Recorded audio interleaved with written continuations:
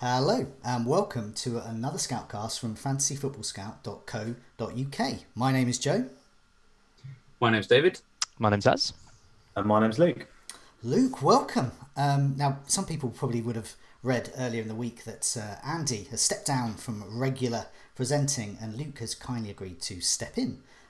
For those that haven't seen Luke before on the Scoutcast, he is known for making far more maverick moves than us three, and it appears to be paying off so far. But before we get to Luke's team and the rest of our team, David, what have we got coming up on the show? Well, yeah, obviously, now that we've welcomed our new star, we can have a look at what's getting up to this week. So we're going to start with where we always start, which is how we got on in the most recent game week, and something rather rare has occurred. But yeah, I'll tell you a bit more about that in a little bit. We're going to look at Rough with the Smooth, specifically at Mark Sudden's team. We'll let you perhaps maybe guess which section of Rough and the Smooth that's going to fall into. And the great thing is, of course, because we've got this new format which we have been using for Breakfast Club, it means that we can see on the screen exactly what his team is rather than having to go through everyone in detail, which is quite nice. Luke is going to take our first community question, which we're going to be looking at budget enablers. So a lot of people have been talking about, I think, some Cardiff options, I think, so that we're going to scare a few people by maybe even saying you should sign some of them. Then also we're going to look at the team this week is going to be Manchester City, and Az is going to lead us in that one. Another game week where Man City have blown people away, blown another team away, but somehow we didn't really get as many points as we thought we would. So do we need to reassess exactly how we're going to invest in that? And then our final sort of part of our little digest trio of subjects, we're going to look at myth busting, which I'm quite looking forward to. It's kind of thinking about the lots of preconceptions we have about FPL players and trying to work out if they're true. For example, is Alonso the most attacking defender, for example? We're going to have a look to see if that holds true in recent weeks. And then, of course, we're going to finish with how we always do, which we're going to look ahead to the next game week. We're going to pick out our clean sheets and differentials, as it's going to take us through a brand new spreadsheet, I believe, that looks very nice. Let's find out how we're all getting on. Then, of course, we'll talk about our transfers and find out exactly how we plan to take on game week 10. Excellent, thanks a lot for that. Let's have a look at our game weeks then. And Luke, you go first because you're now the best of us. So yeah, tell us about your game week. 52 points, pretty good. Yeah, I don't know about that, but yeah, 52 points. I mean, 9 above the average. I suppose I've kind of got to be happy with that because, yeah, like I said, I've managed to top the group here, but it feels a bit anticlimactic because I had a whole 2 weeks of looking at my team across the international break and just thinking, you know, I'm in love here. I'm going to score 100 points easily. I've got like 3 Man City at home to Burnley. They're going to thrash Burnley, which they did. But I think David just touched on it there. You know, 1 goal for Captain Aguero. Sterling, no-show. Mendy backed him up with 10 points, so that was nice. That's where I got most of my points from, to be honest. And then I had Liverpool double up against Huddersfield. They struggled to beat Huddersfield, really. I think I got lucky with the defensive double up there because Huddersfield should have scored. And then Wolves let me down. Jimenez and Doherty, someone broke them. I don't know who's been bringing them in, but 1 point each. Not great. So I don't really know where my points came from, to be honest with you. They just kind of tallied up. I guess it was the Liverpool double up more than anything. Mitrovic was also a bit of a letdown. Thought he might do more than an assist. Fraser, another one we're going to talk about later, I think. Bit of a letdown. And even Richarlison, but still 52 points. So got to be happy, I guess. Yeah, no, I can tell you where it went right. Your defence is awesome because you've got Mendy there and you've got that double Liverpool defence. So, I mean, next up is David. Now, you got 43, but your team's a bit special this week. Oh, yeah. According to Andy, I can quit because I've won FPL. It's a bit like Jay in the in-betweeners. I can say, FPL, I've completed it, mate. So I got 43 points. You know, it's kind of pretty standard. I mean, you know, the Wolves pair let me down. Robertson, so I didn't double up on Liverpool. Salah delivered. Captain Aguero, it's pretty standard. Mitrovic, not as many as I'd hoped, and Fraser as well. But the weird thing is, and I get this, so I was 36,017th in the whole world going in to Game Week 9, and I've come out on the other side of Game Week 9, ranked 36,017th still. So somehow I've got a grey circle, grey arrow, whatever you want to call it. And you think about all of the different factors that will go into me going up or going down.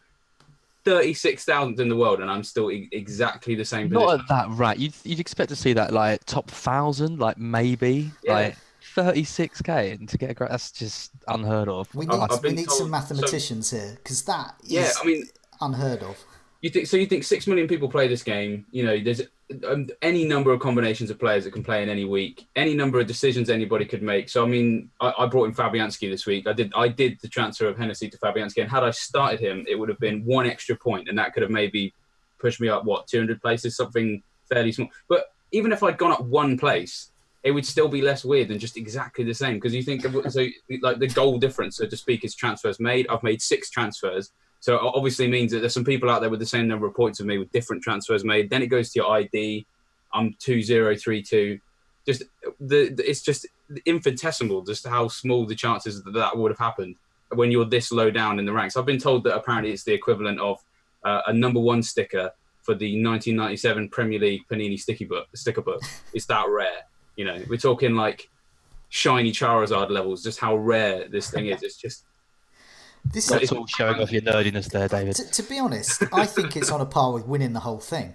I mean, exactly. I mean, tell you what, that's me out, lads. I'm going to sign off now. There's no point in me taking part anymore. You should I've do. done it. I'll put the image up on the screen, savour it, get a poster of it, bang it up on your wall. No, forget that. Put it on a big banner outside your house, because I can tell you there'll be a street party. They'll be dancing in the streets of David tomorrow once they find out. I even got on air, because I mean, they getting away from that street party outside my house was pretty tough. It was. I said to you earlier, when things like this happen, and you watch the TV news, you kind of expect something like that to be on it, like when FPL launches, or exactly. Salah's revealed to be 13 million, and you wonder why it's not on the news. And this, I kind of wonder, really. But I mean, there's not really anything going on politically right now. I mean, the BBC must be really... I mean, they were talking about royal babies the other day, so they're clearly scratching around for something to report on. Might as well report on this. Well, exactly. Theresa May saying Brexit's 95%. Grey Circle, 100%. Beat that, Theresa. Yeah. Anyway, okay, well, I'm going to move on to my team. Much less interesting. I got 40, sorry about that. I got 42. And it's pretty drab, really. I would say no one really saved me because I got 1 point less than the average. It was basically a good week to have a bad week, and when Az is going to reveal in the rough with the smooth, there's some pretty awful scores out there. But for me, I think Trippier, I guess, is the one I kind of like. I didn't expect a clean sheet there, and that was the kind of difference between a pretty awful score this week to an okay average score. And the Aguero Salah home captaincy strategy rolls on, and it rolls on in the most dullard fashion, never getting anything exciting but always delivering. And there's a few things that are quite reliable in FPL, but after the international break, if Aguero's at home, he'll score. And also after the international break, we're going to have to go into our benches, and indeed I did, with Maddison coming on for a player, Alexander Arnold, who we're going to be mentioning a bit later, because he's not exactly on trend at the moment. But over to you, Az, bringing up the rear. How did you get on? Again, I think this is like the 4th week in a row I've been bottom of the pile. It's just getting a bit depressing now. Rubbish. 36 points. Just looking at my team, just no one did anything. I mean, Robertson was my highest scorer with 8. Fabianski, Doherty, Johnny, Alonso, all blanked. Hazard blanked. Maddison blanked. Richarlison blanked. Arnautovic had like one of the best games you could have as a striker, and still blanked. It's just Sterling didn't play. Yeah, it's just a painful week. And I had a look at my ranks. I've been, after game week 4, I was 50k, and then it's just been a slow decline down to 180. And I'm just not entirely sure how to address it. Really, it's quite really frustrating. I'm finding it a really frustrating season, and it started off with so much promise. As mine is basically the polar opposite. Having you say that, I was pretty much the complete opposite at game week 4, and it's completely just swapped around. It's like we've traded places at that point. Yeah, I don't like that. Can we trade that? No, I never want to give you it back.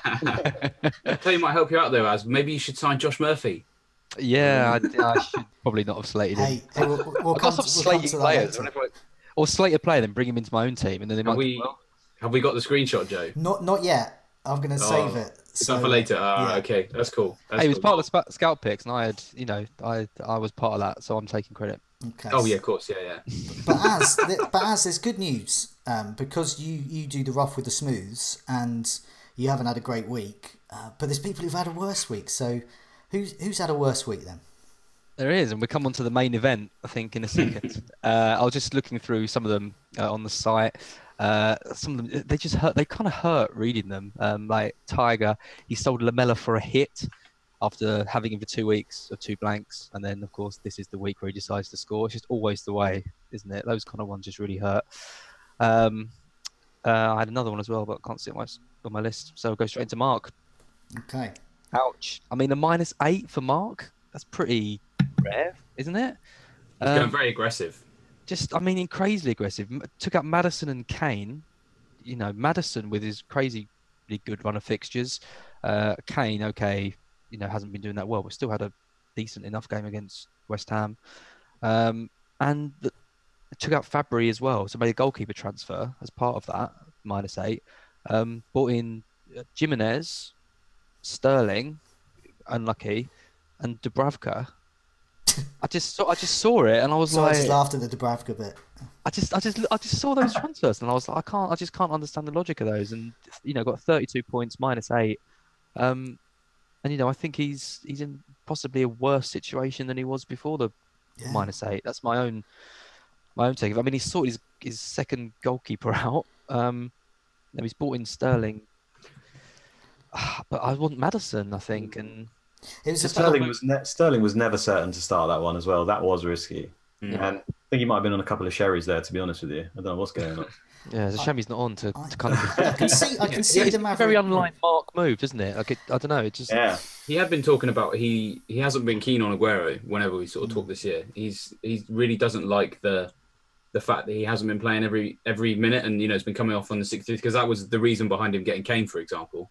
So he obviously still wants to look at Man City, and I can understand the move for Sterling. Obviously, the -8, you know, I mean, I personally wouldn't have done it, but I can understand the need, just the desire to get Sterling because he's outscored Aguero in all the home games. So I can see it. I can absolutely see it. Yeah, I mean, I wildcarded the week before last, and Sterling was one of the reasons was to have Sterling in for this game. So I can understand, you know, I can understand the hit for Sterling. It was just the kind of other moves around it. I haven't done the maths. I don't know if the -8 was to get Sterling in. I haven't quite worked that. He needed to take a hit because he took out Kane and obviously wanted Sterling kind of Kane replacement.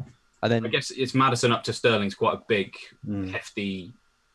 When you're losing Kane for 12 million sterling's less, I don't know. It strikes me as strange because we've seen this with Man City already this season. When they're at home to a team who sit deep, they've dropped Sterling for a game like this already once this season, and they prefer the creative players in the space just in front of them because obviously Burnley are going to sit deep the whole point. There's not really any need for pace in behind, not as much need. And they did drop Sterling, and considering he had a lot of minutes midweek as well, I did think there was a high chance of him getting benched for this one. And I think Mark usually calls that sort of thing. Yeah, I didn't see that. I thought Sterling would play that game. Well, I mean, we stuck him in the scout picks because, again, hindsight's great, isn't it? Because we were able to now link up the Huddersfield game and the Burnley game as you've just mentioned, very identical types of games. But yeah, I mean, I was confident he'd start. You could never be certain either way, can you? I just think it's not one that you want to take a -8 for and risk it all on him starting. I mean, risking a Pep team sheet for a -8, essentially. I mean, who wants to do that? I mean, can see. I mean, having done these Scoutcasts with Mark over the years, and having looked at his career history as well. So he either has not a great season or an incredible season where he's pushing the top 50, and that's what he does. And this is what those kind of managers like him do. He's looked at Aguero and says, I'm sorry, 6 points is not good enough for me. And then he's looking at Sterling, racking up 14 points every now and again. He's thinking, that's what I want.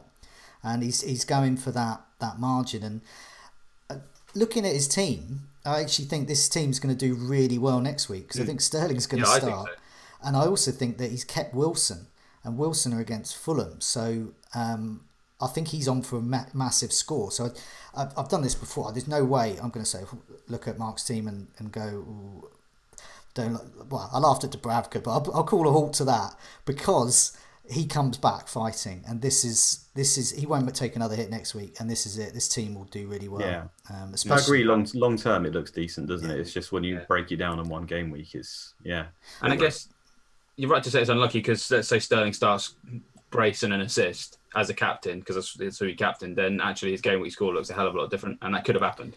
Okay. It's just on a toss of a coin in Pep's training room.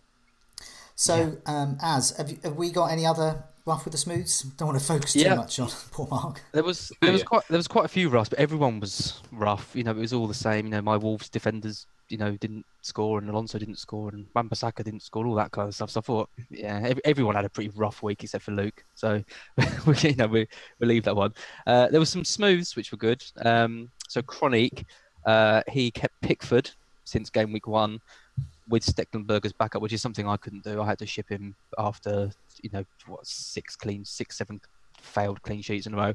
He stuck with him for 8 game weeks, got a penalty save, maximum bonus, and in the end went up from 500 to 200k. So massive rank jump there. And actually now Pickford's back in amongst the top scoring keepers just from 1 game. So it just shows, David, changing your keepers might always be the best strategy.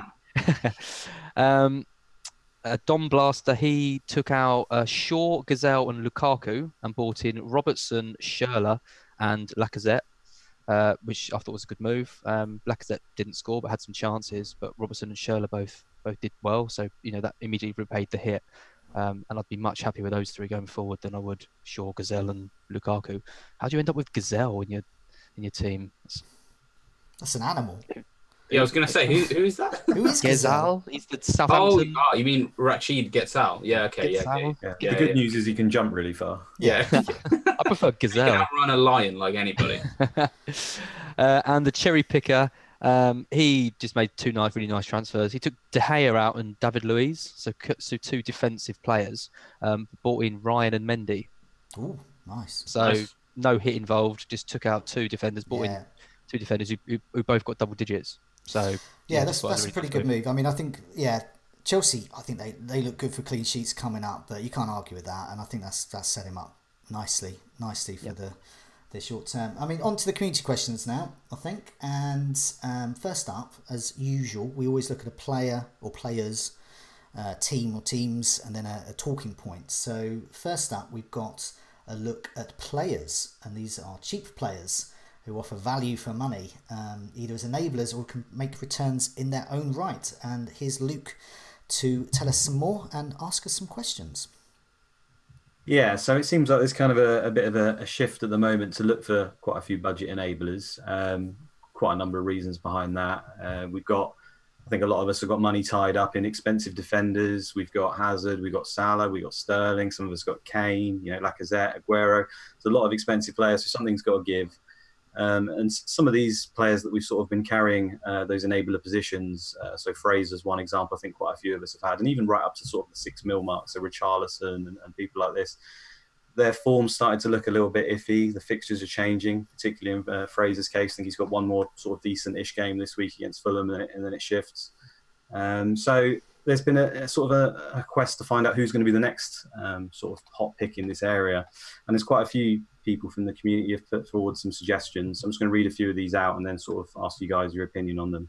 So Karen14 says with premium defenders like Robertson and Mendy sort of coming back into form, there's a real need for some cheap enablers in attack. So he suggested Cardiff, Newcastle, Huddersfield and Watford, because they've all got some decent fixtures. Tom who got the assists, he says Kamasara from Cardiff. Looks pretty good at the moment. He looks like a good replacement, particularly for Fraser. He's taking some corners, looks quite creative for them. He's only 4.5 million, so he's E1 we're looking at. We've got Death Star FPL has said, what about Kennedy? Newcastle got some great fixtures and he shoots a bit, which is what I liked. He didn't really have much more to say than that apart from Kennedy, and I think I'd agree with that. He does shoot a bit. Can we say any more about him? We'll find out. And then West Ham. There's a turning point for West Ham, and I think defenders such as Diop, who's only 4.3 million, has also been mentioned as a possible option. And lastly, Charles Hazel, basically saying Watford, are we ignoring them? There's loads of good players from Watford. They're doing really well. We've got Holebas, we've got Pereira, we've got Delafeu come back. Good run of 3 games ahead. So what are you guys' thoughts on some of those options? So I'll come to you, Az, because straight away for the cheap enablers, I think you sort of poo-pooed one in Mr. Josh Murphy, which we touched on. He endorses him now. Oh, of course. Sorry, yeah, I forgot he endorses him. So, will you be looking at Josh Murphy, for example, as or any of those people we've mentioned just previously? Hey, Joe is the biggest anti-Cardiff I know, person. I am. That is Don't true. bring me in. I am, but I'm also the guy who puts the pictures up. So we're putting up a picture at the moment Yeah, exactly. of presumably this was David's, but it just says Fancy Football Scout, being cock of the walk about picking Josh Murphy in the Game Week 9 Scout picks, and he of course did very well in Game Week 9. And then there's a comment from a certain Az saying, "I did not endorse this." And there was a later tweet saying after he scored saying, "Okay, I did." Total Basically, 180 change. If you're on Twitter and you see me, slag off any player, then just immediately bring him in. I was going to say you've taken the L quite a lot on Twitter this season. I know. It's just I'm just having that season. Arnautovic, Josh Murphy, just take the L every time on Twitter. He's not afraid to put it out there though, so that's what I like. You don't sit on the fence. I like that is true. He's just cut and dry. Yeah, but it's not fun when you're wrong. For us. Yeah, I know. In terms of budget players, I think you could probably look more towards the defenders than the midfielders this year. If you're looking for players up to about 5.5-6 million or so, the only midfielder that I'd probably consider sort of under 6 million now with Fraser's fixtures turning is Kiedo, the Greyhound of Brighton. Not the Gazelle, the Greyhound this time. I think he'd be my pick of the Brighton attackers, and I think there is, Knockhart obviously got benched in the last game for tactical reasons, as Houghton said. It's a bit worrying about him, but Izquierdo really brings the pace, and I think we've missed him quite a lot. We've been grinding out some quite good results. I don't really know how. I think he's a great option. He's only 5.9 million, and if you're looking for a midfielder there, I think he could be a good option. But actually, as I said, I think the defenders. There was 7 clean sheets out of 10 games in the fixtures last week, and you look at players like Holebas, Duffy, Pereira, who's playing sort of out of position or on the wing or wing back or something of Leicester, and then Diop or Bruyne, who's 4.1 million less. Their fixtures are all fantastic, and they're all around the 5 million mark. So if you're looking to free up funds, you can drop Richarlison probably, who we're going to talk about. He's looking a bit. He's playing up front, but it kind of looks like it's harming his potential a bit. And I think you could potentially move on one of these cheaper defenders, enjoy the clean sheets, enjoy out of position attacking defenders, and then strengthen with Robertson, Alonso, and Mendy as well for your 3. So I think there's some great options in defence personally. I like the look of Pereira. That's not our worst. Well, I don't know which one, Roberto or Ricardo. Well, both of them. It's Pereira, I think. Pereira was the one I was mentioning. I mean, Watford's fixtures, the next 3, Huddersfield, Newcastle, Southampton. I mean, you just don't really get much better than those. Did a really good start to the season, kind of went off the boil a bit, but then scored again in that surprise win against Wolves. So I think he's looking like a solid option. You've got Iheanacho up front as well, 5.9 million, playing alongside Vardy. Cutting stats a little bit off, but not like 3 or 4 million worth. Not 3 million worth less than him. So you have got quite a few options around the mark. So it just depends who you're interested in. But I think defence is the way to go. Yeah, I quite like the look of Digne. I was torn between 2 transfers this week. One of them was the exciting goalkeeper one, which I think we're all really excited about.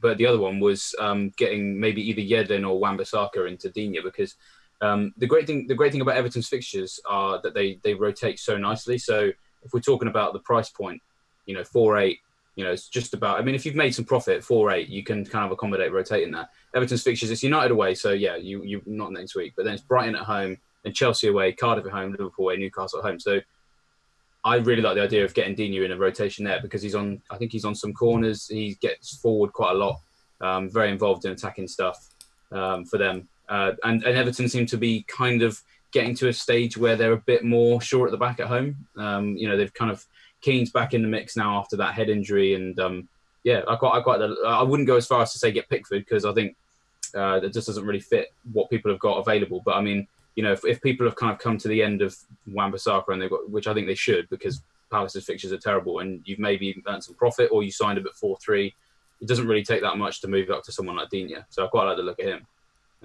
Watford, I think, is another good one because interestingly, Deulofeu has just come back and on the team sheet he was up front.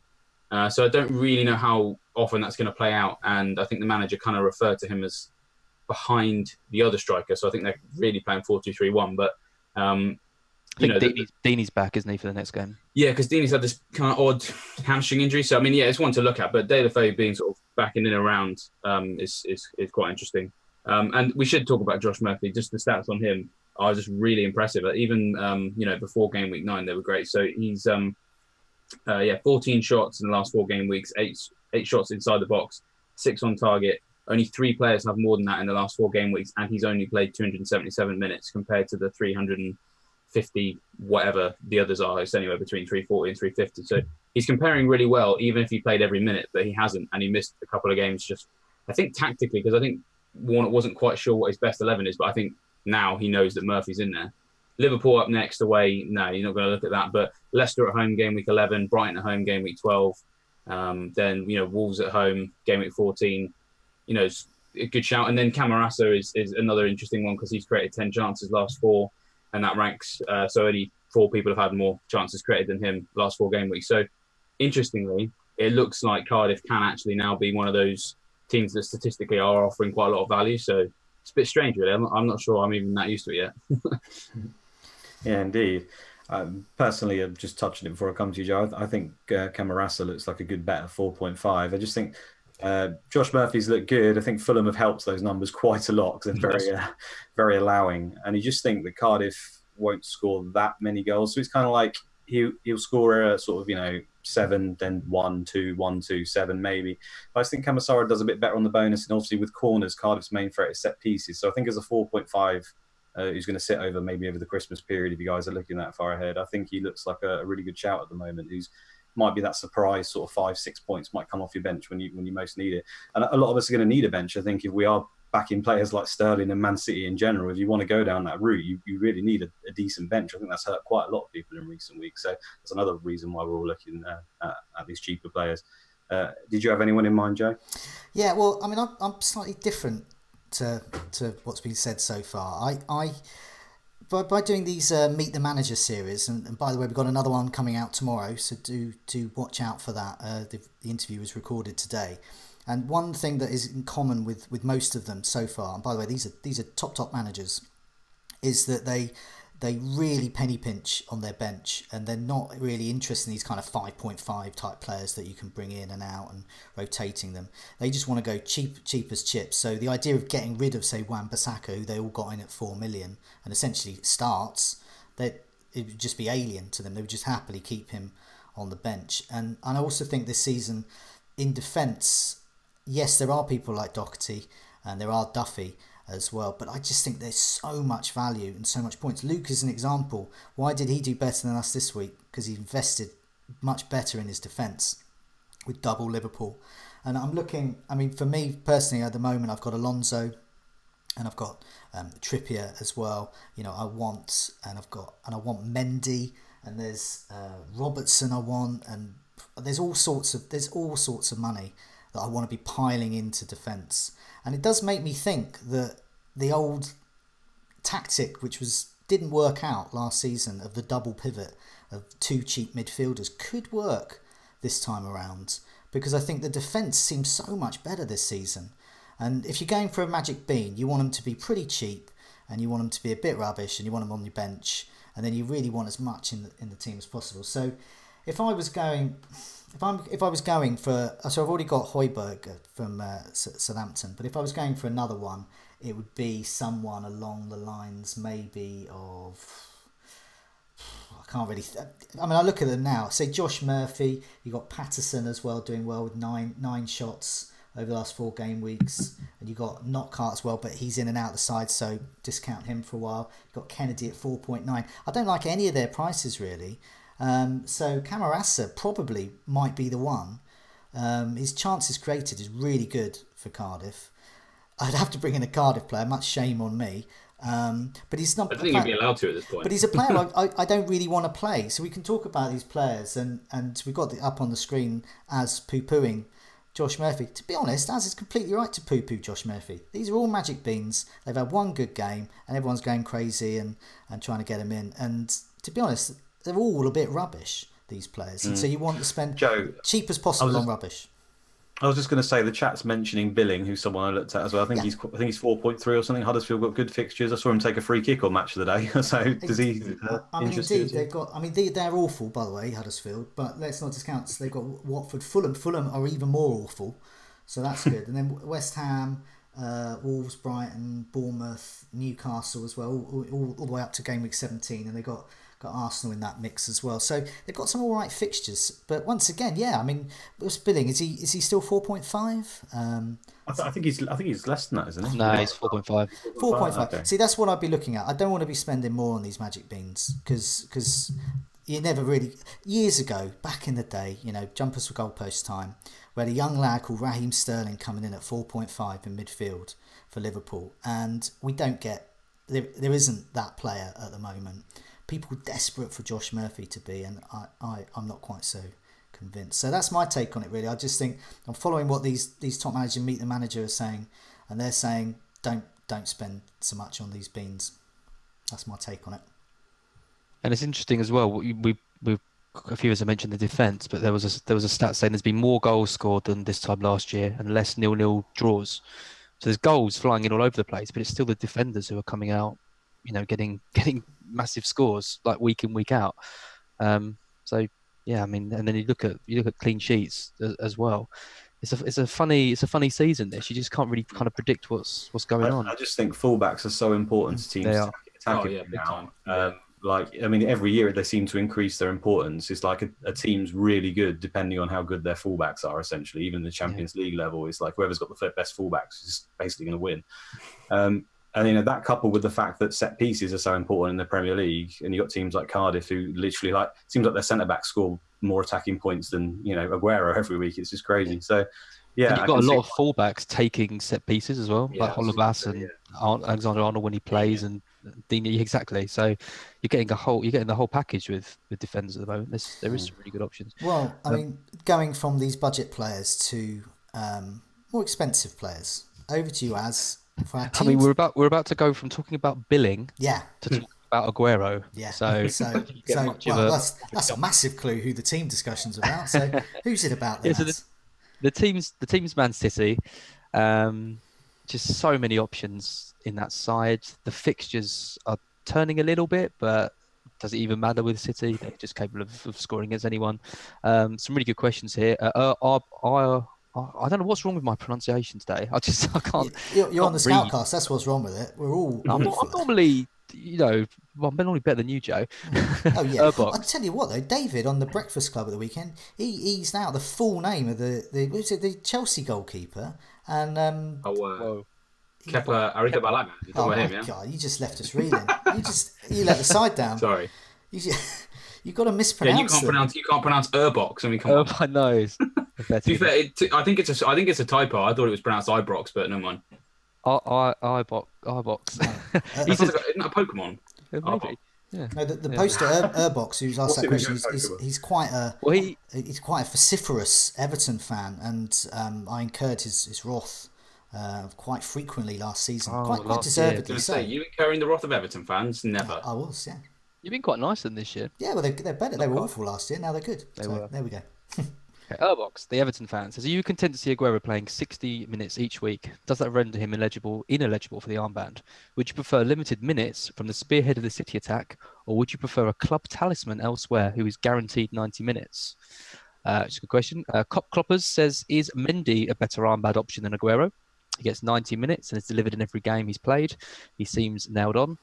And FPL Fredo says, is the template about to be blown to pieces with the introduction of KDB? De Bruyne, is he one heavy hitter too much, which means decisions have to be made? And so the general consensus is, which City players are we targeting to get into our own teams? So what do you reckon, Joe? Well, Aguero, because he's really dull, and I love it because he's really reliable. And there's some people going, well, people like Mark have got rid of Aguero. They've had enough. But I love the fact that you can predict, right, Aguero's at home to a bottom 6 side. He's going to score. He might not score many, but he'll score. And that's what you want with a captain. You want that reliability. The thing was, that Burnley game, he was so close to a hat-trick.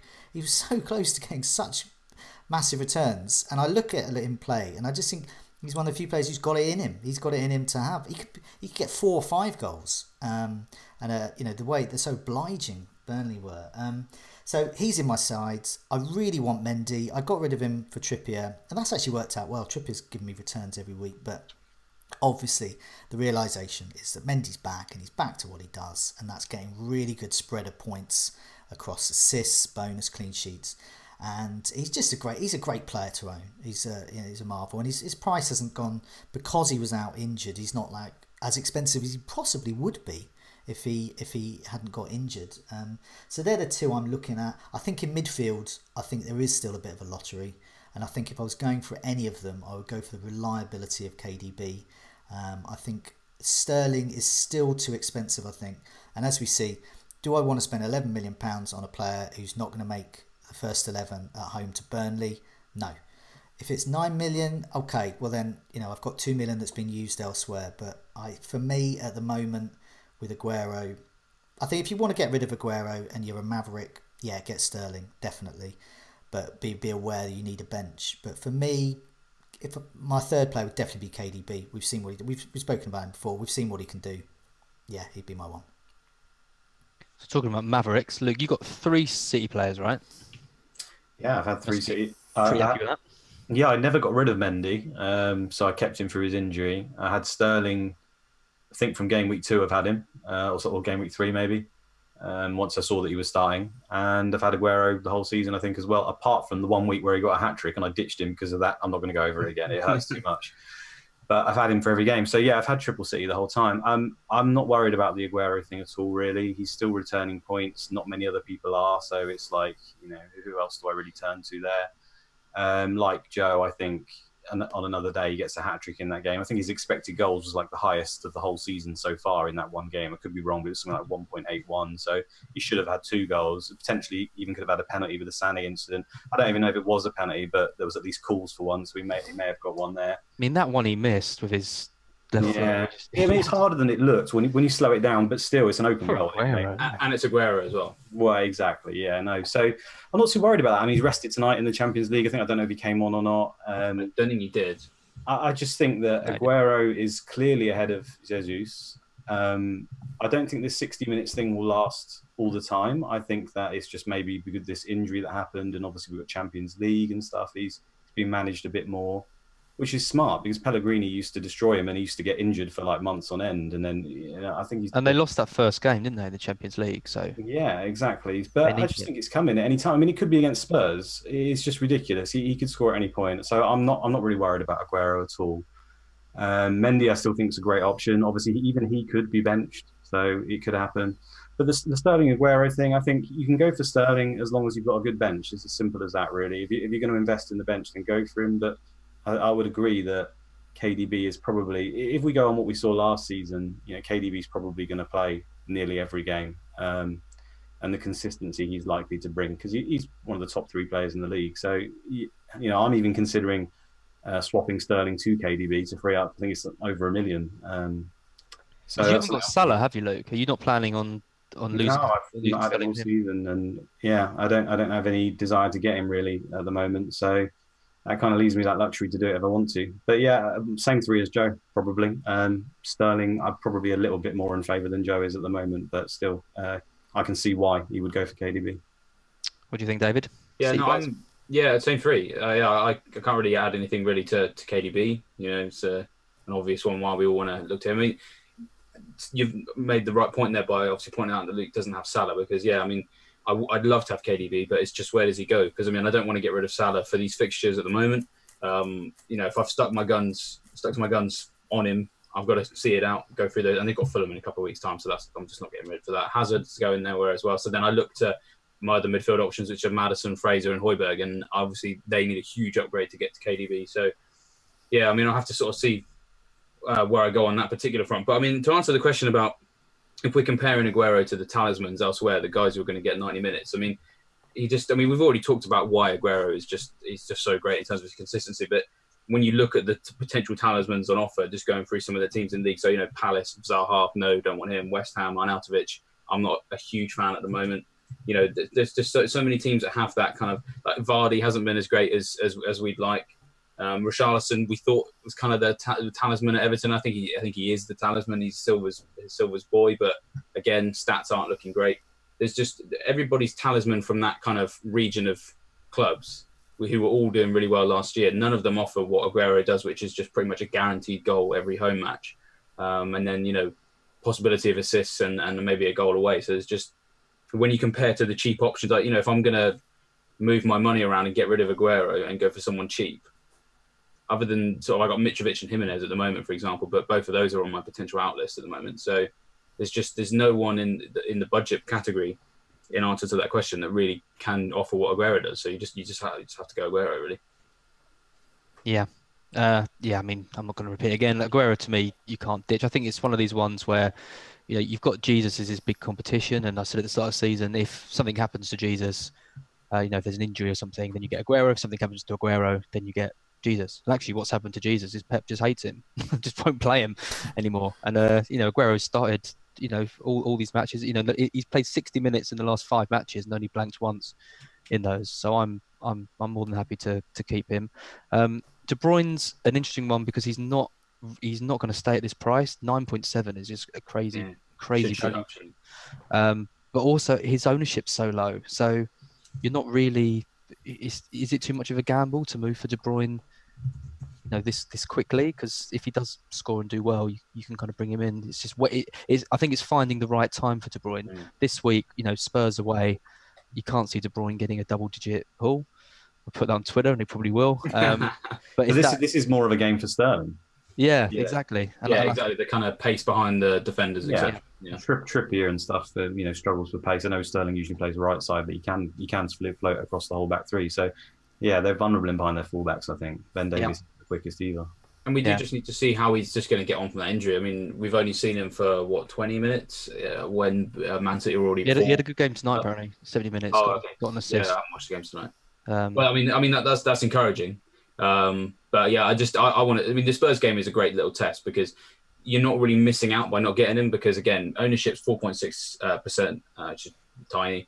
If he does well, you're not missing out because hardly anyone's got him. And then if he does well, then the next one is home against Southampton, and you're thinking, okay, right, yeah, I'm getting on that now. So yeah, that's what I think. I mean, I think a De Bruyne under 10 million to me, it just seems that's one of my spots of my team sorted just for probably the rest of the season if he stays fit, because I don't think you're not going to get much better value than that. He's going to play pretty much every game. He's going to get so many assists and goals in that team. So yeah, I think he's a must. Probably one for next week. No one's really talking about David Silva, who I know he missed out that game, but he's still so important to the City side. And every time I see the City lineup and I see David Silva in the team, and I've got people around me in my different leagues who've all got him, I'm worried about him because his touches in the box is really good. He's getting goals, he's getting assists, and he's 8.5 million, so he's even cheaper than De Bruyne. Are none of you thinking about making a move for him, saving a bit of cash? I am now. No, I've had him in Sky, different game as well, but yeah, he's one of my favourite players ever to watch, and yeah, you have to consider him, I think, but it's just that whole.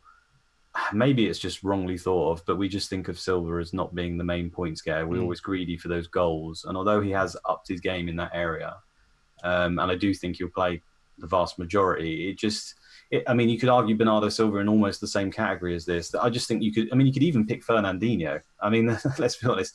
I think virtually every City player is an option, as long as you're prepared to accept the fact that they will go on the bench or get 20 minutes here or there. But even if they're getting 20 minutes, I don't think that's a bad thing. City are scoring so many goals late on. If you've got Sterling coming on for the last 20 minutes against Burnley, for example, I'd be pretty confident he'd get some points. So, what's nice about David Silva, though, what Joe said earlier is if David Silva's benched, he's only 8.5 million. Whereas if Sterling or Mahrez or Sané are benched, then that's 10, 11 million that you're losing out on. Yeah, doesn't get cameos either. No. Yeah, I get that. I suppose it's because I'm coming from the not owning Salah point of view. So to me, the money's not really that important for you. He's almost too cheap, isn't he? Yeah, your budget's so stretched. He's an awkward price. Yeah, he's not. I hate midfielders in the 8 million bracket. You just Are they a poor man's 9 million, or are they an expensive luxury 7 million? It's just really hard to work out in that. I mean, I think Luke's team's a good example of what you can do without Salah. And our discussions about, shall I have Aguero and Sterling? You can just do that. But for most of us, we're looking at Salah's fixtures. We've got Salah. We're not going to get rid of Salah ahead of Cardiff or anything like that. So we're going to have to make compromises. And I think that Sterling is, as we discussed last week, is just simply not doable if you want to keep Salah and you want a good rest of your squad. But I think KDB is almost doable. And he's making me think, and this is why it's important that we were talking about some of those budget players and starting to have a think about some of those maybe too cheap midfielders and some of these budget options at the back, because he is very tantalising, KDB, because of that mix of points that he gets. And I think he'll play most games. I don't think he'll be rotated as much. And I think David Silva will. It was interesting, I thought, with the Burnley game, with David Silva got those assists because he was appearing on my assist imminent table, and it was quite weird that he hadn't actually kind of showed that side of his game, which is mainly the reason people get him in, because of the assists. They don't really get David Silva for goals, and he really showed that, and that's what you get. That's for David Silva owners, well done. You got exactly what you paid for there. You got a slight rotation risk, amazing player. And if you look at the tables for Man City players, obviously you've got Aguero there with his goal attempts, 19 there in the last 4 matches they played, not 4 game weeks. And then you've got Mahrez doing really well for 13. So if he's going to play, if you see him on the team sheet, chances are you might get some points there. And Sterling as well. But Silva's there with 8 goal attempts, which isn't bad considering that difference of his price. And as well, and he's top for chances created as well. So over the last 4 matches they've all played. So yeah, I mean, as we've had the last couple of seasons, wealth of options. I don't think you can go wrong with any 3 really. And I think they're all going to be, in the top midfielders at the end of the season anyway. Mahrez, Sané, Sterling, Silva, they're all going to be, probably around the 200 point mark, aren't they? 170 to 200. So I think you just get one and you just kind of stick with them. But Okay. I think Sterling out of them does seem to be a little bit too expensive. Okay, well let's move on to our talking points. So this is some of the things we've been saying. Perhaps we're wrong with some of the things we've been saying. Perhaps we're out of date, and perhaps there's some myths that need busting.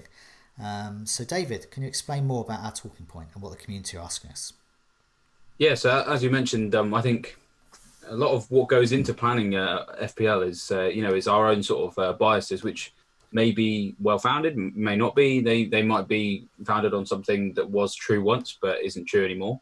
And I think it's this is a really great little exercise, I think, because really I think what can make you the most successful at this sort of game, speaking to people who've done very well, and even just kind of looking at the transformation that's happened with my team in the last sort of 6 months, basically spending 24 hours a day with the members area is really testing these things out. And yeah, so some great questions that have come in that's going to be really interesting to see what the truth is on these. So I mean, we've got Richard Bourne said, is Marcus Alonso worth sticking with now that attacking returns have dried up?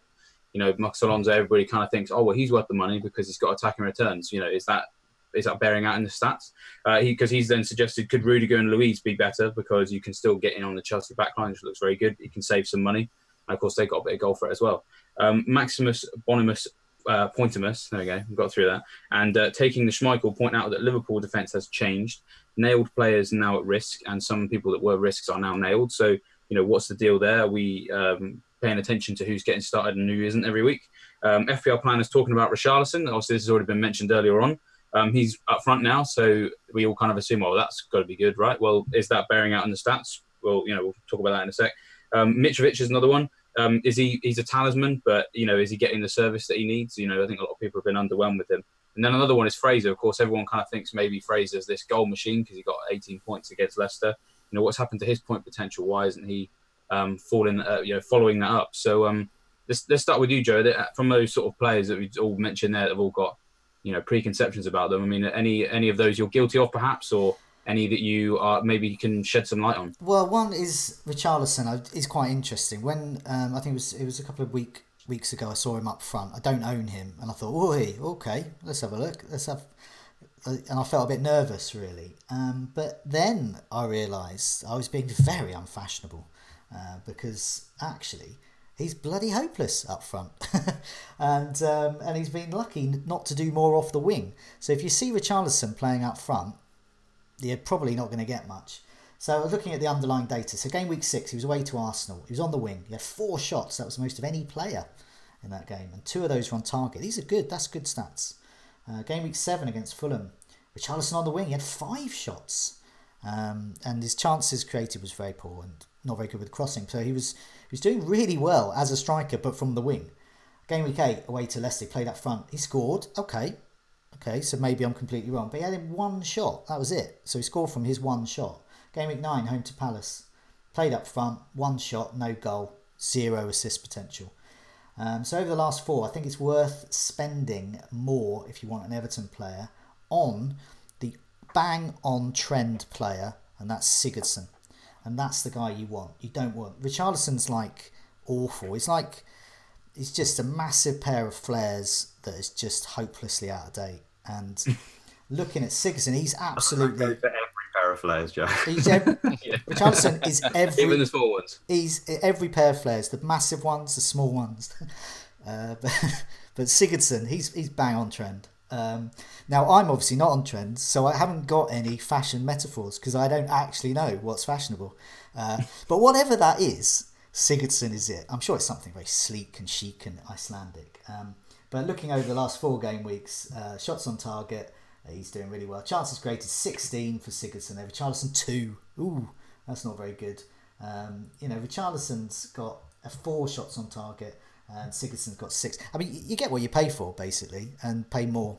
It's worth spending a bit more. Shopping somewhere more exclusive rather than Primark, which is where Richarlison is hanging out. And one more player I just want to mention as well, and I'm going to put a picture up on screen. It looks like one of those medical pictures about a lung with some smoker or something, and it's not. It's in fact looking at Alonso and his heat map. And Alonso, in the first picture, is they'll explain this for the podcast listeners, is really excellent, and that's game weeks 1 to 4. And what that it says, big green lights there, +9, all of that. What that means is if on the members area you look down the stats, and he's doing really well for shooting, goal attempts, and then you look at the other one, game weeks 5 to 9. He's absolutely awful. He's just completely run off the table, basically. I'm just looking down here. So Alonso, game weeks 1 to 4 compared to game weeks 5 and 9. Penalty box touches are halved, so he's half as threatening. Goal attempts down from 3 a match to 1. No shots on target the last 4. His crossing has got a little bit better, so there is some hope. So he's basically gone from a super attacking wing back that we knew from last season to a sort of okay fullback. So I don't think 7 million. And I don't think he's worth it for the cash. So he's like a fake Gucci now, in terms of to get the fashion coins there. And I think you're better off getting a really cheap fake Gucci and get David Luiz in instead. At least he doesn't pretend to be anything else, and he's cheaper. I've got Alonso, and I am looking at potentially moving him on at some point. Just those 3 fixtures, next 3, isn't it? After these. I'm keeping him for clean sheets, and I'm not expecting any attacking returns. But I think that's the key.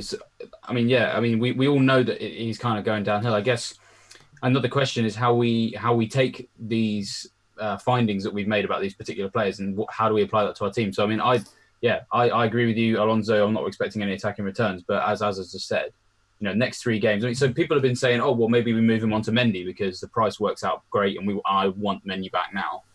I'd be patient because, Burnley away, Crystal Palace at home, Everton at home. I'd rather have Alonso because selling him just seems silly when you can probably get some clean sheets there compared to Mendy. Exactly. It's a waste of a transfer at the moment because of the clean sheet potential. But if I was wildcarding now, I wouldn't get Alonso in. I would get, I would get Rudiger in. So looking at the last 2 game weeks, he's had 5 goal attempts. Alonso just as we said, is just not on that radar really. So I think for 5.9, I think you're saving $1 million or so. If I was wildcard, I just wouldn't get Alonso. I just think there's better options. You know what happened? Alonso will score this weekend. Proving completely wrong, but this is just what I'm going by the evidence. He was a lot more attacking in the last game, wasn't he? He looked more like his normal.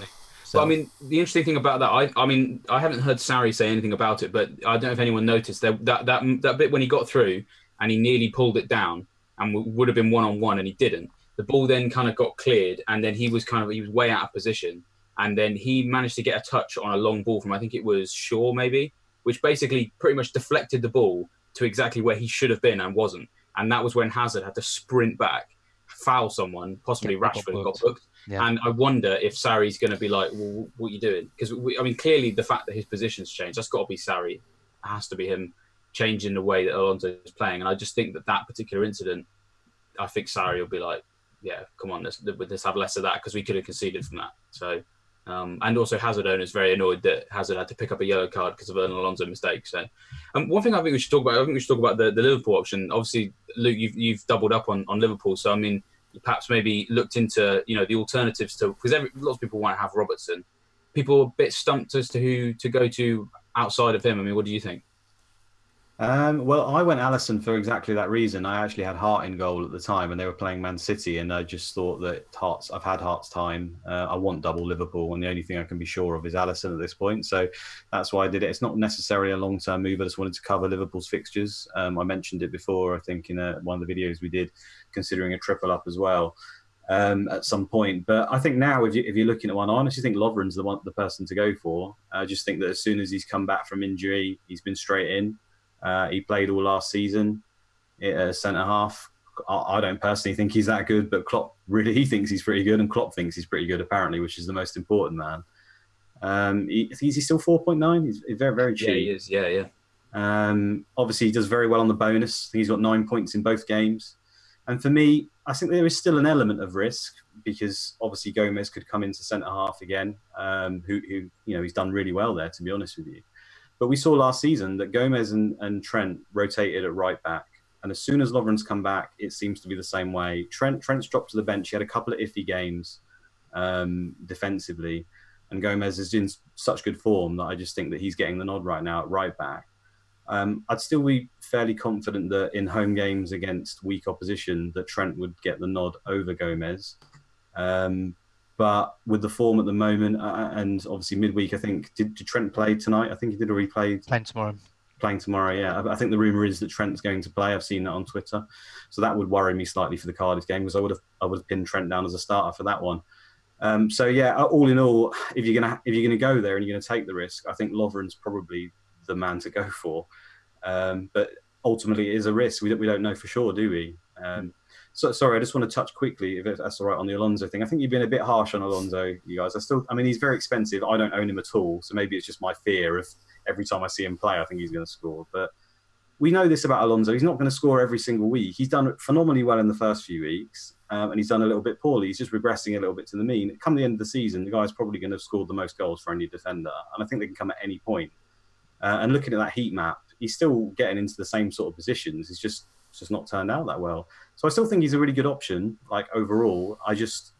He's probably just a bit too expensive. That's the problem. So I wouldn't be buying him, but I wouldn't necessarily be looking to sell him. I'm just thinking in a straight shootout between him and Mendy wins for me. Well, yeah. I see what you're saying, Luke, because it's all about the timing. I completely agree. I'd rather have Mendy than Alonso right now, but just not right now.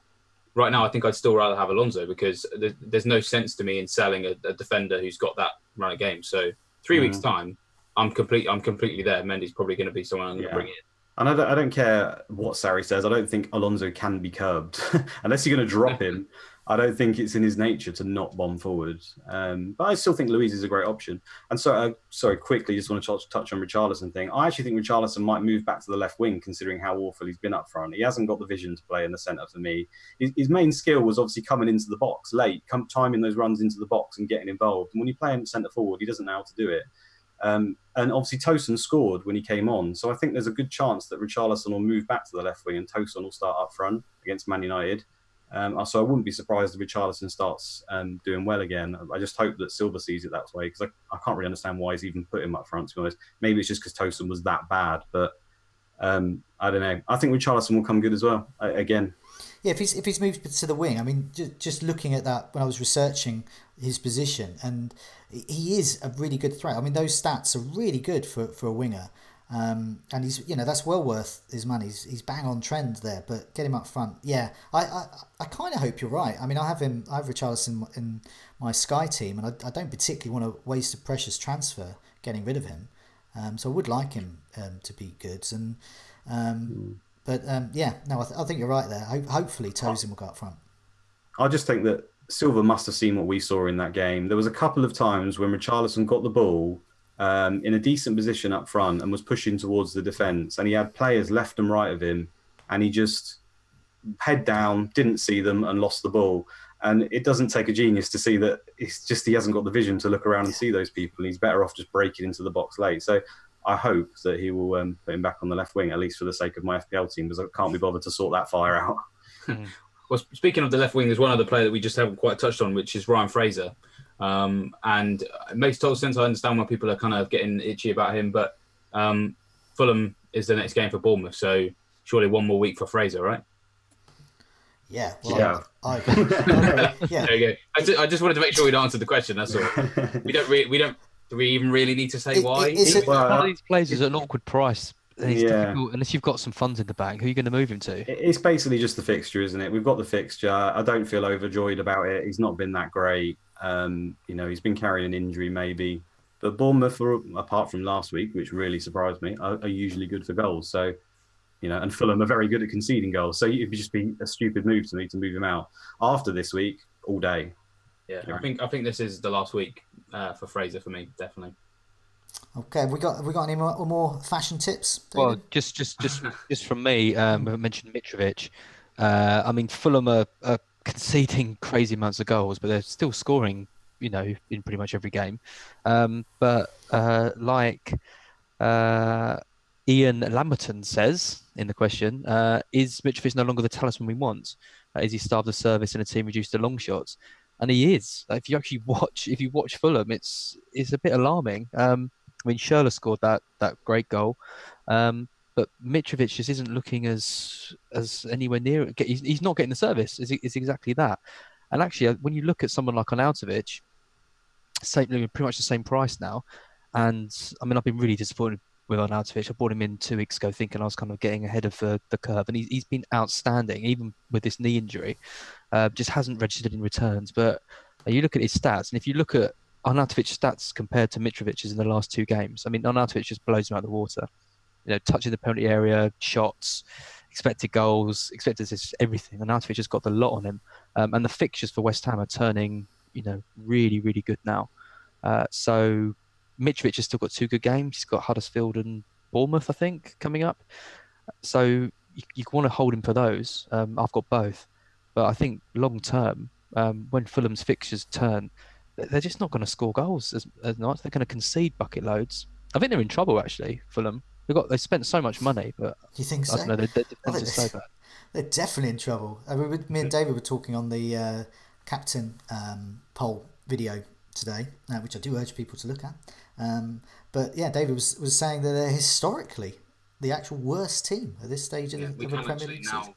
We are now given absolute license to say they are the worst defence ever in Premier League history at this point in the campaign. No one's ever conceded more than 25 goals. Historically awful. So there's me banging on about Cardiff, and I've been completely off trend. And the real trendy cats about town, the hipsters, they're rapping to their to their mates about how amazingly awful Fulham are, and that's where the really cool kids are hanging out, slagging off Fulham. Yeah, and their fixtures are getting nasty soon. Yeah. So. Oh yeah, exactly. This is the run that they're on where they really need. I mean, that Cardiff game, they had to get at least a point out of that game. Otherwise, you're going to be in such a terrible situation. The manager's making some strange decisions for me as well. Seri's clearly there. I mean, he shouldn't be playing for Fulham. Let's be honest. I think he's a great player, and he's getting subbed before the 60th minute nearly every game. It just baffles me as to why. And the guy who's holding the fort, I can't even pronounce his name for Tom Cooney. Is the guy who's getting more minutes than him, which I don't understand. But he's a big miss for me as well. Tom Cooney, the first few games when him and Seri were playing together in the middle, and it kind of helped, I think, the team settle. They kept the ball really well, which made you not realise their defence was so bad because they could hold on to it so well. And at the moment, I don't think they can hold on to it as well. Obviously, I do Sky, and Seri was getting passing bonus every single week for the first few weeks. He's not got it for weeks on end, and partly because he's getting subbed early, but also because they just can't keep the ball anywhere near as well. And I think he's a really big miss for them. So maybe he can turn it around for them, but he's going to have to start quick. Yeah. Yeah, it's a lot of pressure on a player who's not got Premier League experience as well. So. Yeah, well, indeed. Okay, well let's stick with being fashionable and move into game week 10 and see what's happening there. So now this stage we go over to Az, who tells us how awful our differential picks are, and then asks us for some new awful picks. Fire away, Az. Yeah, that's pretty much it. So first of all, just a shout out to someone on Twitter who has been working hard on the spreadsheet for which you can see all our scores for our clean sheets and our differentials. FPL Fairy, he literally has waved a magic wand because he has done something I could never do and make it actually pretty. So I think we should probably put a link to this on the YouTube video, Joe. Maybe so someone can kind of keep tabs of it. But yeah, it's excellent. So thanks a lot for that. So differentials first. Luke, this is your first one of the season. You've got first pick. So who have you gone for? Yeah, I think Andy's doing pretty well. So big pressure. The really maverick move would be to go Delafeu, and I wanted to say Delafeu because Watford are at home to Huddersfield, and Watford have just been under the radar for me. They're just smashing everything. They're doing so well. I don't really know how, but they are. So I wanted to say him, but I looked at his stats and they weren't that great. Plus he got subbed early. So I'm going to go for the tried and tested Decore, who again I just think is having a fantastic season. Maybe not FPL wise. We don't really look at him that well, obviously for good reason, but he still came up with 2 assists last week and had a couple of shots as well. And I just think at home at Huddersfield, he's key to everything they do. I really rate him as a player, and it's more about my love for him as a player. I just want him to do well. So yeah, I'm going Decore. Very nice. Solid first pick. So Joe, you're next. I've been asked to change the way I present these a bit rather than doing it. Did you get it right? Did you get it wrong? Actually, just do a kind of overall score type thing. So you went for Sigurdsson last week. You got 3 points, so that counts as a foul. But you're on 22 for the season out of 5 games. So who have you got this week? Well, yeah, to try and bring that tally up, I'm going for Duffy. Haven't picked him yet. Still get the tally up.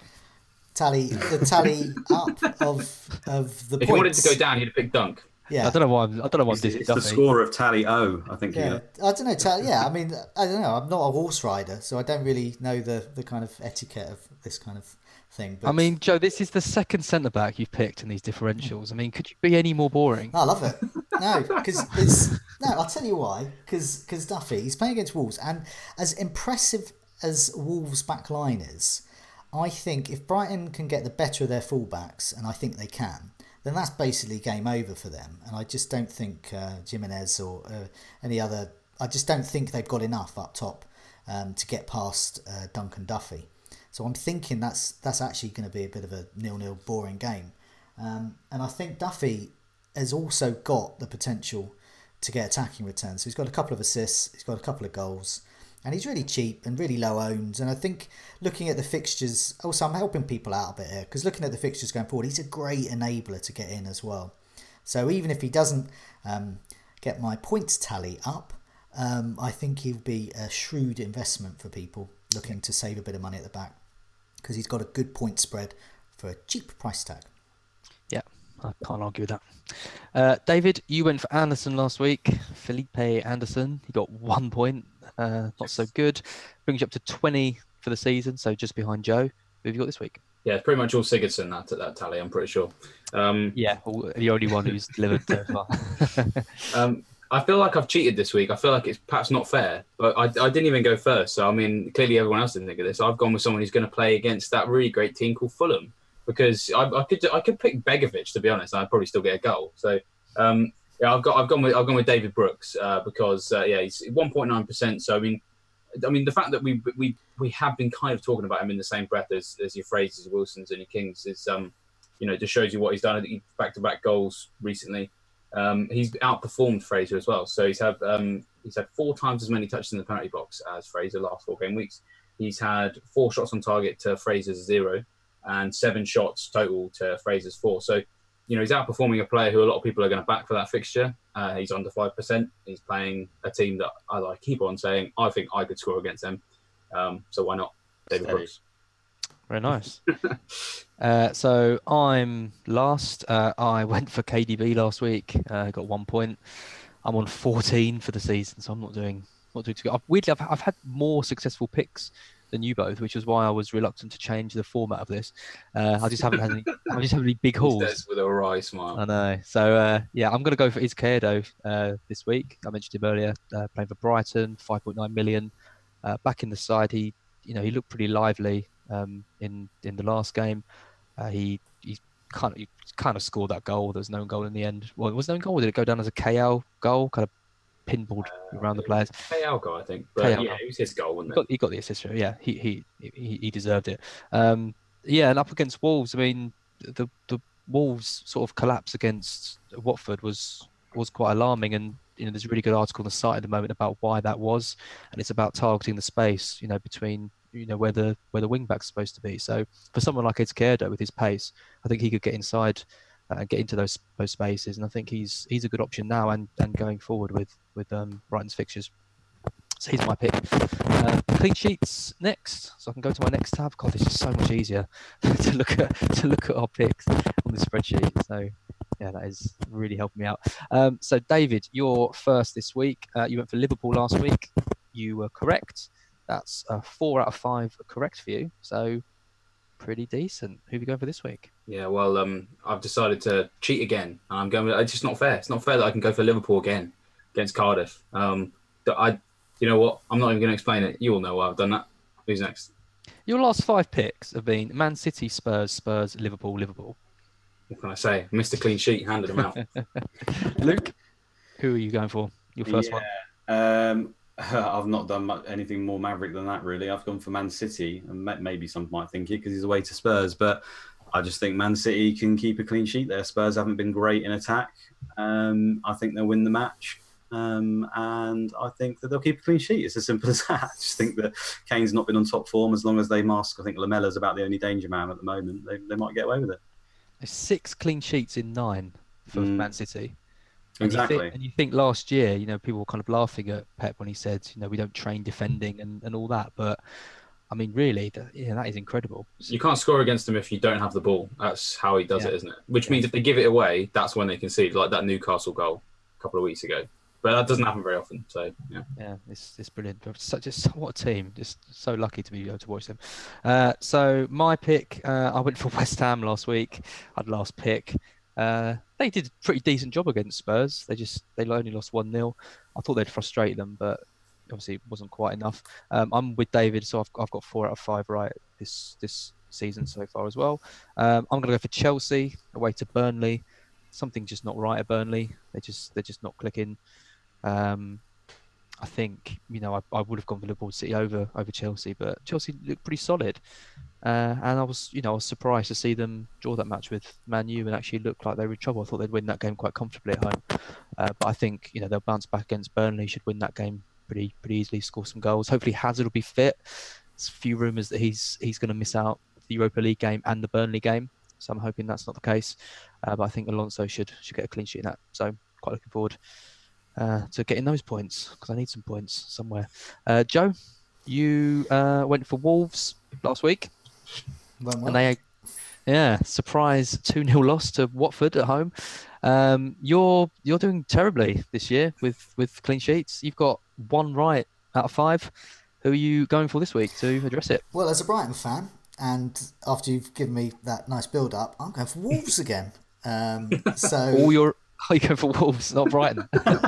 and he's picked Duffy. You go for Duffy and Wolves. I think it's going to be nil. Hedging his bets. I think this is 0-0, didn't he? So I think this is going to be 0-0. I'm actually pinning this down to an exact score as well. I think it's going to be 0-0. Wow.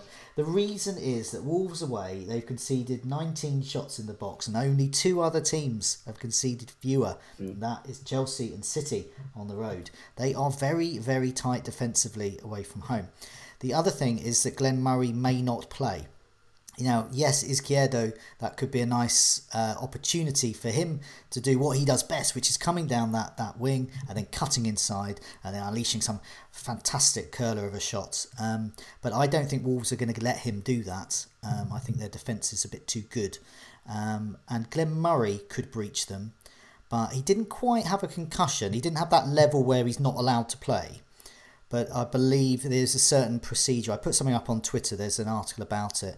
There's a level of procedure that he has to go through with the level of injury that he had with his head, and there is every chance he could play. There's also every chance he won't play, and he might not be risked. So that's why I just think. I think if there's no Glenn Murray, no Party, and I think it's going to be big 0-0 that game. And also, if I'm wrong, that's great because that means Brighton have scored. 1-1, I reckon.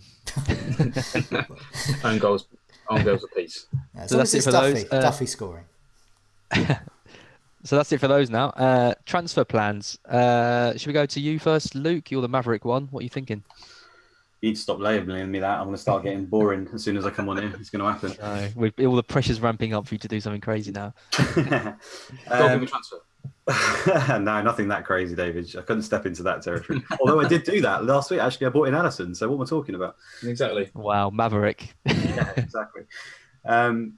I honestly don't know. I really, really want Arnautovic. I echo Az's sentiments. I think he was really unlucky not to score against Spurs. They've got great fixtures coming up. But the problem is I can't get him in one move for Jimenez. I'm not going to remove Mitrovic as much as I probably should do just because he's got the games.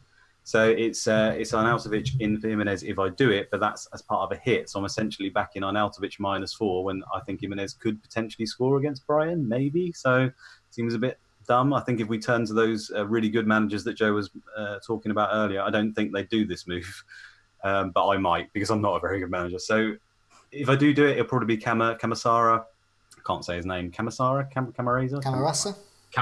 We're all useless today. Yeah. It'll probably be him in for Richarlison maybe, and then Arnautovic in for Jimenez, or it might be nothing at all. There's a big thing here, Luke, because you're going without any Liverpool attackers for Cardiff at home, by the sound of it. Yeah, I'm not worried. Cardiff. I'm not worried. We're gonna churn out another 1 or 2-0 win and get me my double clean sheet. I'm not bothered. I mean that is bold, and coming on to my team. I mean, I don't think I have the stones to not go for a Liverpool attacker of some description. Yeah, you don't have one, do you, right now? No, I've got. I mean, Robertson. I was hoping Robertson would match Salah, and that's exactly what he did for that Huddersfield game. But it was this Cardiff game that I was really worried about. Salah hasn't done enough to make me. I don't know. He hasn't done enough to make me think that it's 100% certainty. If he got a couple of goals against Huddersfield, then maybe if he scores a couple tomorrow or something, I'd be sitting here saying, "Oh, Sterling to Salah, 100%, easiest transfer." I've been planning for it since I played the wild card and whatever. But I'm now looking at some other options, and I'm looking at if I did Sterling to Mane, that would give me enough money to do Richarlison to De Bruyne. So then I'm looking at De Bruyne and Mane versus Salah and Richarlison, and I'm kind of thinking maybe there's something there, or I could just not go for any Liverpool players and just keep Sterling for that City game, for the Spurs game, because I agree with Luke. I think that game looks really good for Sterling, and then sort of bank the transfer. So I don't really know, and I'm kind of doubting my own decisions this year, which is never good. So because things haven't been going so well, so I'm not really sure what I'm going to do. Who would you be captaining as? Well, if I bring in a Liverpool attacker, it's going to be one of them, Mane or Salah. If I don't bring in one of them, then I don't really know who I'd captain. It'd probably be Aguero.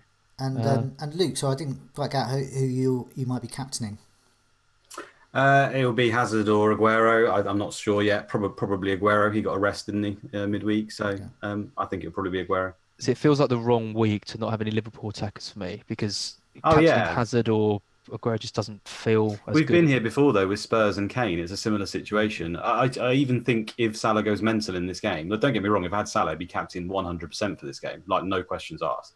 But it's one game for me. I'm not really that bothered. I want to take a more long-term approach, and I don't really want to get Salah in and then have to jig it all around and spend ages sorting it. So. Luke doesn't have the fear gene that we have, you see. I know. I like that. One team we haven't talked about at all is Arsenal. Because we talked about them a lot last week, and we did say they were really good. We did say there's lots of rotation, but also their price points. I hate all their price points. I wish that they were just they're in that no man's land between. It's like I was saying about 8 million midfielders. Like Ozil was just imperious last night. He just looked like the best he's ever been. But at 8.3, is that right? I mean, where's that? How am I going to fit him in if I want a Liverpool attacker for this Also, next game? you don't know when the sniffles are going to strike, and he just suddenly won't be on the team sheet. But yeah, he was incredible. I thought he was just one of those great performances. But yeah, Dave, what about you? What are your transfer plans and captaincy? Yeah, well, I mean, captaincy is easy. I've got Salah; he's going nowhere, so that's just a nice, easy decision out of the way. But the thing is, it's kind of it's. I would prefer to have no idea what I was doing if I had one free transfer, because then I can be like, well, I'll bank it. When you've got 2 free transfers and you have no idea what to do, it's a curse, because I don't know where to spend it, and that's obviously borne out in the fact that I did Hennessy to Fabianski last week. But there's 2 ways of looking at it. I turn around and go, well, I feel like I've got cover for Wolves now when they have those 2 really horrible fixtures. So maybe it's not the end of the world that I've done that. But yeah, I mean, it's the same story as last week. Most of the players that I could get out, I actually really like their fixture. I'm with you, Joe. I think that Brighton Wolves is going to be 0-0. I think Wolves know they need to steady the ship. They're going to go up there. They're going to defend really well like they do away from home. Brighton without Murray, I don't really expect much from them offensively. So I don't want to get rid of any of my Wolves players. Mitrovic, it's Bournemouth, so I'm not going to move him on. Fraser, it's Fulham, so I'm not going to move him on. Hazard maybe might go out if we hear that this back injury is kind of worse than we initially thought, in which case maybe Sterling. So you would get rid of Hazard? Well, I'm just saying, if it depends on what we hear, because we don't really know much about this injury. If we find out that it's a 3-week injury or something a bit more long term, then maybe. But it's just being aware of what comes out, because we don't know much yet and there's not much confirmed. So I want to hold on to him. It's just we'll see. But I mean, yeah, there's no one really in the team I want to move on. I've got 1.7 in the bank and I'd love to spend it, but I don't know where. I think I'm going to spend it in a few more weeks' time. Maybe I do a transfer to siphon a bit more money off, so that maybe I can, because I'm a little bit short. I can probably do Maddison to De Bruyne if I downgraded elsewhere about just under $1 million. I think that's probably so maybe I could do that. If you don't know what to do, I often find that if I'm in that position as well, I'm actually struggling to use a transfer. My immediate thought is, where can I save some money? Because I know the following week, and then if you've got those 2 free transfers, maybe with a hit you can take three moves, and you can do something that I know Mark and many others like to do. It's a kind of a mini wild card. His one obviously didn't work out quite, but it can do. Yeah, I'd love to do a mini wildcard, but I in the sense that I like the idea of that as a luxury. But just looking at the team, I don't know where I do. I think maybe what I could do, this might be the thing I might do. I might switch Alonso to Rudiger, which just siphons off even more money, which would then mean the following week I could definitely do Maddison to De Bruyne, which I think that's a good upgrade. And then I would still have Hazard, Salah, and Aguero. So maybe that's what I do. Yeah. Have you got an Arnautovic, David? No, I don't. I mean, yeah, that's a good point. There's someone I've been thinking about. I've got Mitrovic, so I can do a straight swap. And Jimenez, again, because of the money in the bank I've got, I could do Jimenez to Arnautovic. So maybe I have actually poo-pooed him a little bit on Twitter, as will know. But I think he's improved since I poo-pooed him. So yeah, he's on my radar. It's just where I fit those transfers in, I guess. So what about you, Joe? Yeah, so I'm getting sick of Terence, Trent, Darby, Alexander, Arnold, Armstrong, Jones, and all his many names and imminent. You missed off Peters. You got to have Peters. Yeah, no. Well, I stopped at Armstrong Jones because he's obviously going to marry Princess Margaret in the 1950s. But I'm looking at him and I'm thinking, really annoyingly, I'm missing out on these Liverpool clean. I've got my Liverpool defender. You were all for him last week. I know. I said he was going to be benched. It's because I thought foolishly, he'd be benched for the tough Man City game, and there you go, unleash him at Huddersfield because he does have that attacking threat. Down. I thought the same. So you weren't alone, Joe. No, and I think a lot of people did. And the fact that if he's being benched for a really easy match like that, then it's really tricky. And other people, Luke is getting double, points for those defences because he's doubling up there. I don't want to miss out any longer. I took Robertson out as part of a move to get Kane in. I've got Aguero in and Kane out last week. I'm going to just totally reverse that move. Magic Bean, Alexander Arnold out, Robertson in, and I'll feel much better looking at Robertson in my team than Alexander Arnold. I'll feel safer, more secure. Go for Lovren. Have a little Maverick streak. No, do you know what? He's going to get 9 points again. If I was to get Lovren in, I would get Lovren in perhaps for Trippier, who I'm benching this week anyway. and then I'm guaranteed a player, because I think if Lovren doesn't play, Gomez will move into the centre back position, and then Alexander Arnold will play. Well, we lost him. Joe. Yeah. So I just think, oh, are you still there? Yeah, we lost you. Yeah, for a yeah, second. we lost you. momentarily. Lost for a second. It's probably because of the lengthy names for Alexander Arnold. But yeah, so basically, yeah, Robertson in, I'll feel much safer. Captaincy, I have Salah. I will be captaining Salah. He's playing Cardiff, so that just makes complete sense to me. So yeah, well, I think our moves there. I mean, I'm pretty boring with my ones, but I think you've all got some okay ones there. I think some good moves there, but.